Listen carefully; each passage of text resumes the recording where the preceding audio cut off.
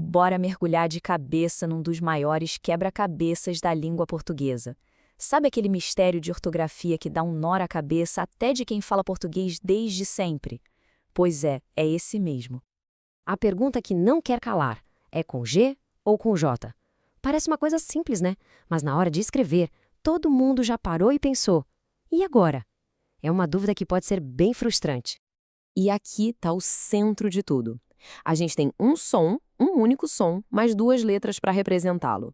E aí, pronto, a confusão está armada. Especialmente quando a gente fala das vogais E e I. Porque, vamos combinar, a pronúncia de G e G, ou de Gi e Gi, é exatamente a mesma. Para a nossa investigação, o nosso guia vai ser uma fonte bem curiosa. Olha só, um teste de 40 palavras feito para alunos do 7º ano. Cada uma dessas palavras vai ser uma pista para a gente tentar, enfim, decifrar esse código. Ok, vamos lá então. Nossa primeira missão, vamos tentar quebrar o código da letra G. A gente vai fuçar, procurar por padrões, por algumas regras que possam estar escondidas ali nas palavras do nosso teste. Vamos começar com essas 4 aqui. O que elas têm em comum? Todas terminam com esse mesmo sufixo, agem. E aí, qual letra será que está faltando para completar cada uma delas? Algum palpite? E a resposta é a letra G em todas elas. Garagem, miragem, imagem, coragem. Opa, de repente um padrão bem claro começa a aparecer na nossa frente.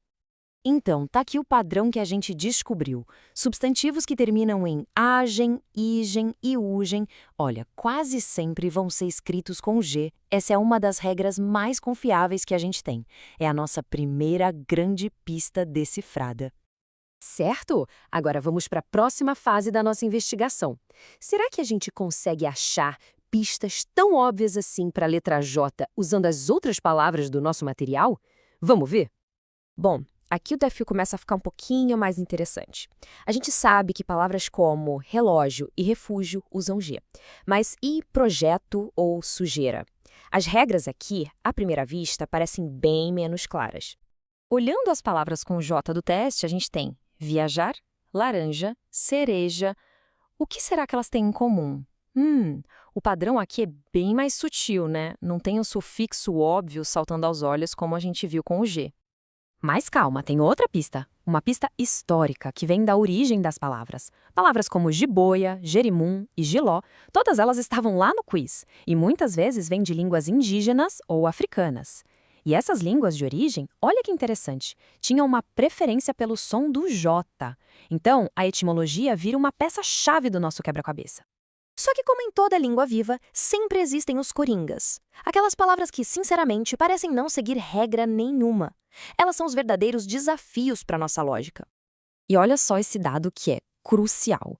Uma análise do nosso quiz mostra que a maioria das palavras, na verdade, não se encaixa em padrões óbvios. Elas são esses coringas.